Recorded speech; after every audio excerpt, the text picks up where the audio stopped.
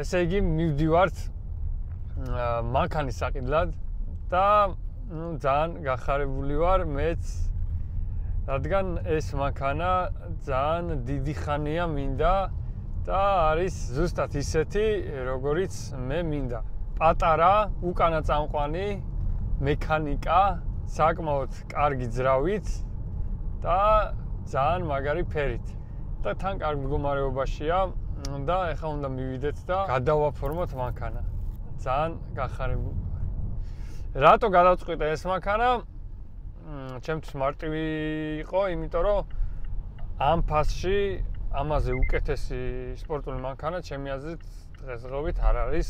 სიარულითაც ძალიან მაგრად დადის და მაგას მერეც ვნახავთ.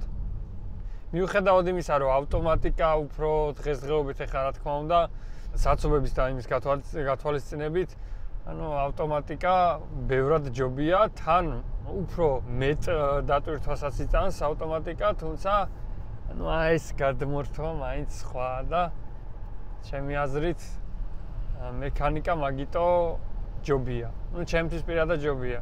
კაი, მივალთ ეხლა და ვნახავთ დანარჩენს. ესე იგი, როგორც ხედავთ, ეს მანქანა გახლავთ BMW და ნომრებს თუ დააკვირდებით, მიხვდებით ზუსტად რა მოდელიც არის. აი ეს მაგარი მომენტი. ესეც ასე.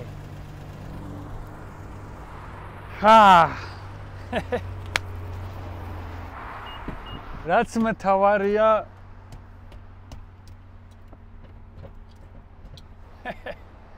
დავედით.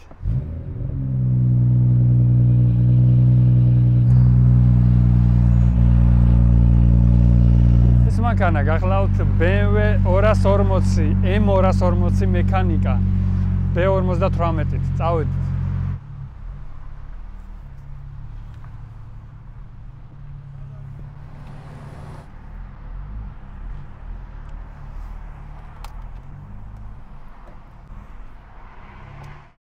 ეს არის BMW M240, ჩემი M240 და სანამ ამ ვიდეოზე გადავალთ, უნდა შეგახსენოთ, რომ დაწეროთ კომენტარი, გამოიწეროთ ჩემი არხი, ამ ვიდეოში ცოკარის პრემიუმი უნდა გავაჩუქოთ.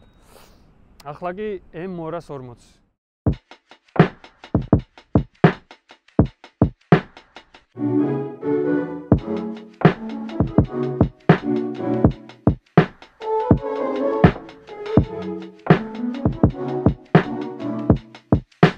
ესე იგი, ეს არის BMW M240 მექანიკა და რატო გადავწყვიტე ახლა ეს მანქანა.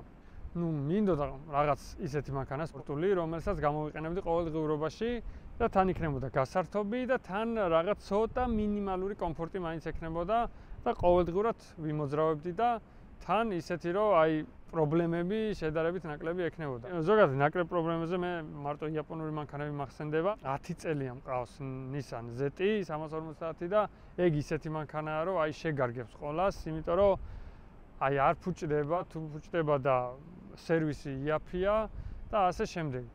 ანუ შეგარგებს მანქანის ყოლას. თუმცა ეხლა 350 ZT გადაღეჭილი მაქვს და 370-ის მიუხედავად იმისა, რომ უკეთესია, მაინც იგივე მანქანაა, ოღონ უკეთესი რა.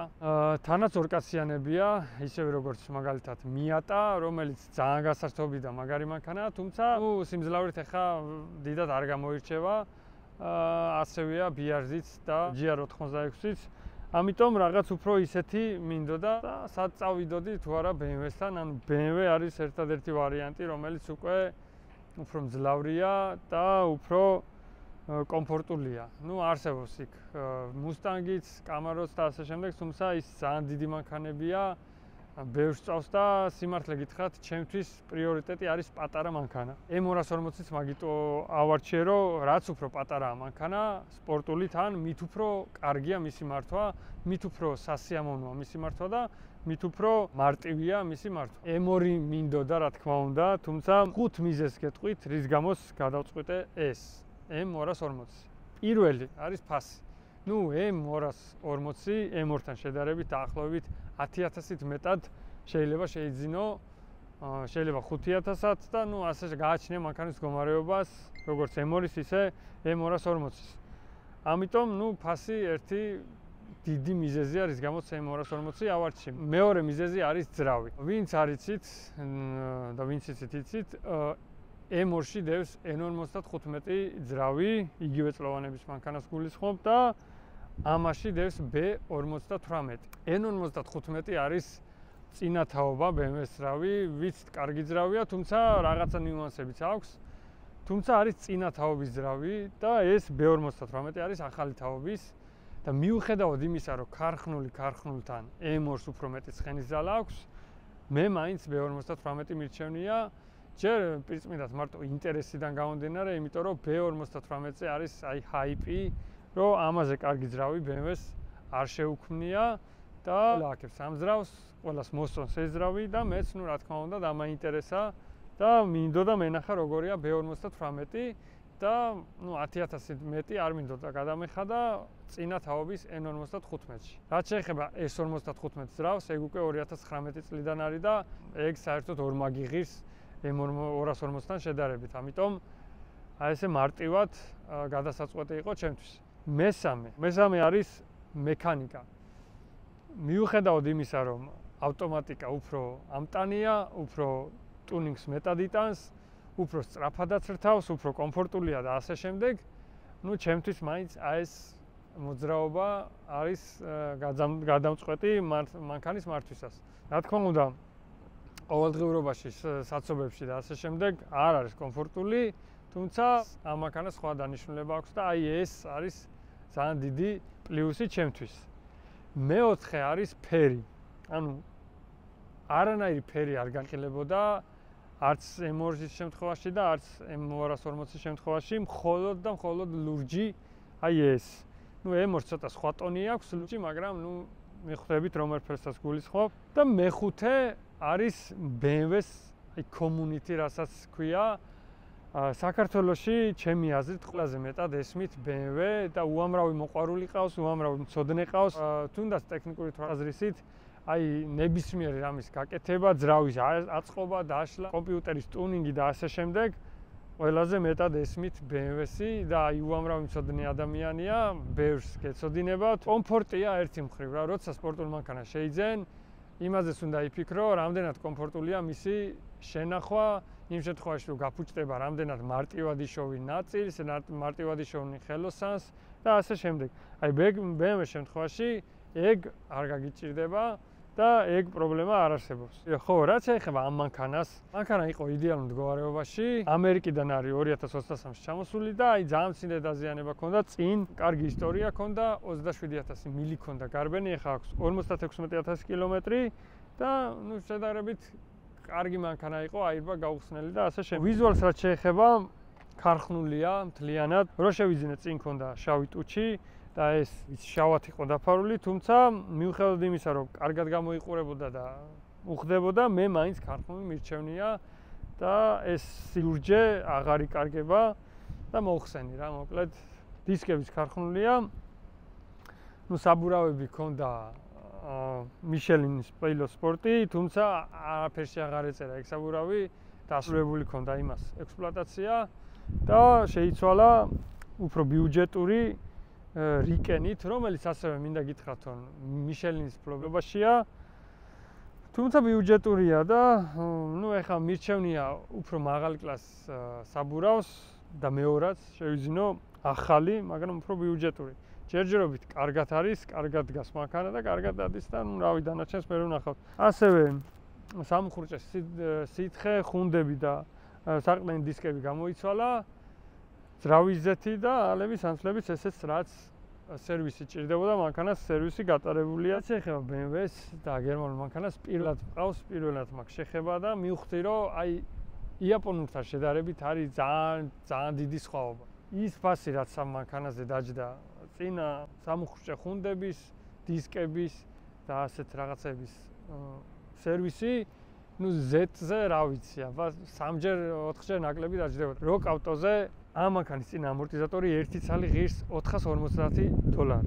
როცა Z-ის წინა ამორტიზატორი ღირს 90 და უფრო ნაკლებიც $. წარმოიდგინეთ 5-ჯერ დიდი სხვაობაა Z-სა და ამას შორის. ანუ ზოგადად იაპონური მანქანების პლუსი ეგ არის, რომ არ ფუჭდება ძალიან მარტივია, თუმცა თუ გაფუჭდება, ეგეც არ არის დიდი პრობლემა, ანუ მარტივად და იაფად შეიძლება მაგის მოგვარება და ამ შემთხვევაში მაგას ვერ ვიტყვი. ამას რაღაც უფუჭდება, ან უნდა დააყენო მეორადი, რომელიც უკვე, ნახმარია და როდის გაფუჭდება არ იცი, ან უნდა გადაიხადო დიდი თანხა და დააყენო ახალი. ჯერჯერობით ამას არაფერი ჭირდება და არც გაყიდვას ვაპირებ, თუმცა თუ დაჭირდება, ეგეც გასათვალისწინებელია, როცა ესეთ მანქანას შევიძენთ. სხვა მხრივ, რავი, იმაზე მაგრად დადის და იმაზე სწრაფად დადის, ვიდრე მანქანა ჩანს.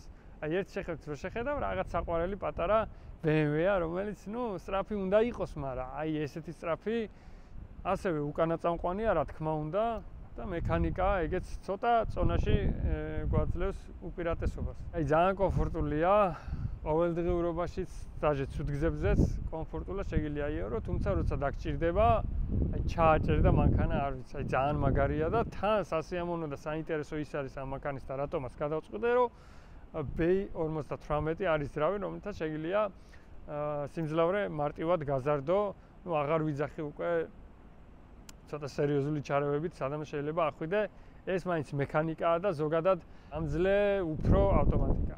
რა ვიცი, მე ძალიან მომწონს ეს მანქანა, პროპორციებიდან, ფერიდან და ყველაფრიდან გამომდინარე, აი მეორე სერია არის ჩემთვის საუკეთესო, იმიტომ რომ რაც უფრო პატარაა მანქანა, მით უფრო კარგია სამართავად და მით უფრო სპორტულად კარგი სამართავია.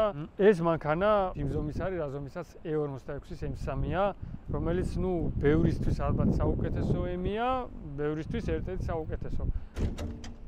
ჩავხედოთ ჩვენს B58 ძრავს. როგორც იცით, აი ეს ძრავი B58 დევს Supra-შიც.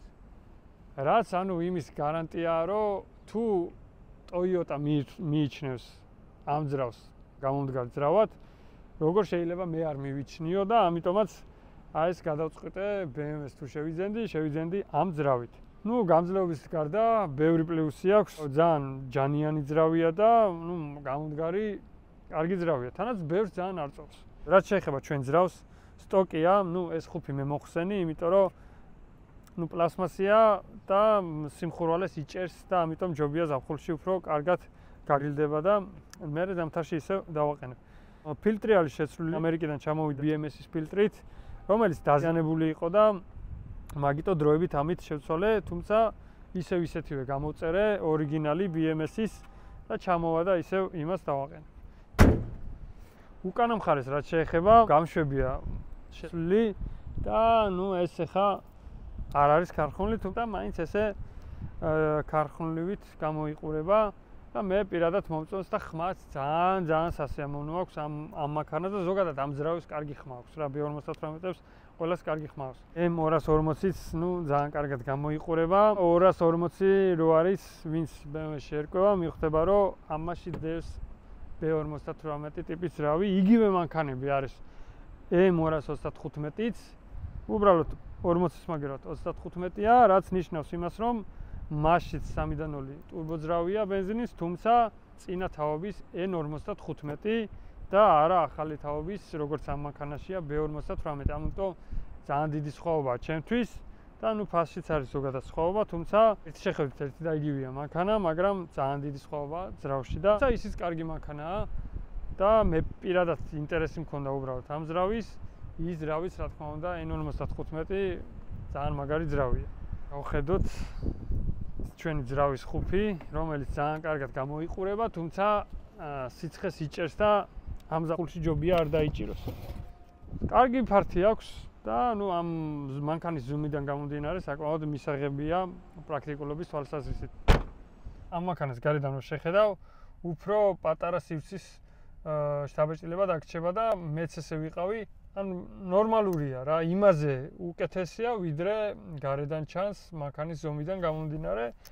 ჩვენივრად გრძნობ თავს და ეხლა ძალიან ესე მიჭეჭყილიც არა ვარ რა. რა თქმა უნდა, ეხლა ტყავია და ასე შემდეგ.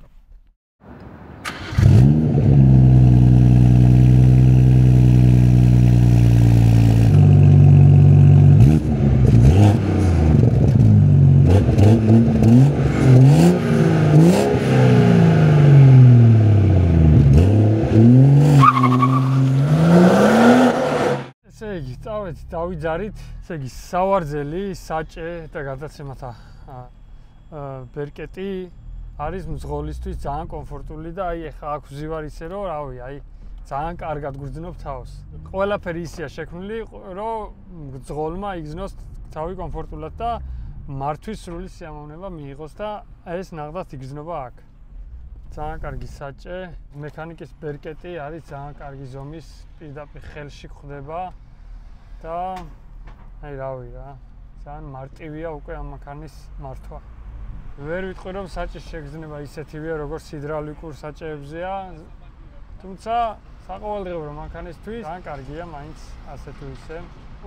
საჭის შეგრძნება ზოგადად ოდნავ დაკარგულია, ეს იმიტომ რომ მაინც ელექტროსაჭია, თუმცა ვიტყოდი რომ საკმარისია რა. საერთოდ ჯამში მანქანა საკმაოდ კომფორტულია.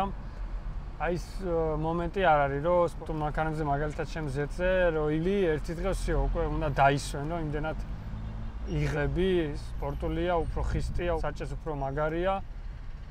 აქ ესე არ არის, საკმაოდ კომფორტულად ვზივარ, დაკიდების სისტემაც საკმაოდ კარგი აქვს და მანქანა რბილია საერთოდ ჯამში, თქვენ წარმოიდგინეთ, მიუხედავად იმისა, რომ მაინც სპორტულია, რბილია, საჭეც მსუბუქია და მექანიკაც საკმაოდ მარტივი გადასართველია, არანაირი პრობლემა საქმის და მძიმე არ არის ხელში.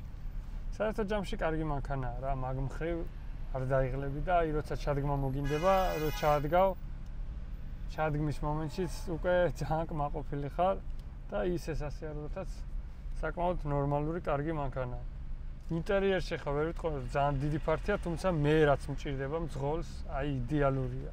აი ეს ზომა, პატარა ზომა ძალიან სიამოვნებს, იმიტომ რომ მანქანაც უფრო სხვანაირად დაგყვება და შენ თვითონაც უფრო კომფორტულად ხარ, როცა ცოტა ისე სპორტულად მართავ. კარგია რა, პირველი დაბეჭდილება საკმაოდ კარგია და მერე უკვე რა იქნება, მაგას უკვე მერე ვნახავთ.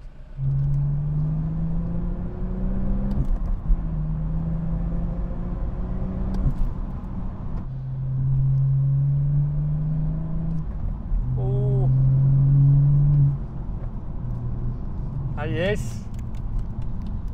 ეს მაინც სულ სხვა. თქვენ კი რასთავარია არ დაგავიწყდეთ ჩემი არხის გამოწერა, რაიმე კომენტარის დაწერა. ამ ვიდეოშიც სოკარის პრემიუმი უნდა გავაჩუქოთ და ნუ შემდეგი ვიდეოებიც ვეცდები რომ მალე გადავიღოთ. თქვენ რა სიტყვით აბა მოგწონთ ეს მანქანა, არ მოგწონთ, რა მინუსები აქვს? ჩემი აზრით ამ ფასში საუკეთესოა. ნუ იაპონურები უკვე ვიცი და რაღაცა მსგავსი გერმანული უფრო ძლიერი მინდოდა და ამიტომ ეს ავარჩიე რა სიტყვით. აბა როგორ მოგწონთ ფერი, გარეგნობა და საერთოდ ეს მანქანა. როგორ შეაფასებდით ამ მანქანას? დამიწერეთ ეგეც კომენტარში. აბა დროებით.